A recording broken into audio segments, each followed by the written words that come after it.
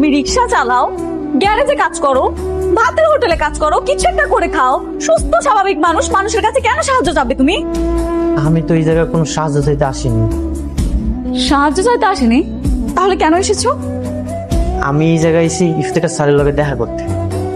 আচ্ছা, স্যার আসসালামু আলাইকুম। ওয়ালাইকুম সালাম। কে তুমি? কি দরকার এখানে?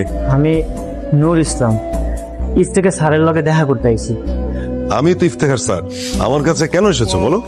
আপনি ইফতেখার স্যার? হ্যাঁ। আমি ভুবনপুর গ্রাম থেকে আইছি। এই যে একটা চিঠি আছে। প্রিয় ইফতেখার, চিঠি হাতে যাকে পাঠালাম ওর নাম নূর ইসলাম। আমার একমাত্র নাতি, আজ থেকে ওর সব দায় দায়িত্ব তোমার। অনেক স্বপ্ন পড়াশোনা করার। ইতি তোমার প্রিয় শিক্ষক। Sir okay. ওর নাম হচ্ছে নূর ইসলাম। ও ও আমার আমার প্রিয় শিক্ষকের একমাত্র নাতি। ও এখন থেকে তোমাদের সঙ্গে পড়াশোনা করবে। ওকে দেখে খুব সাধারণ মনে হয়, তাই না? কিন্তু না,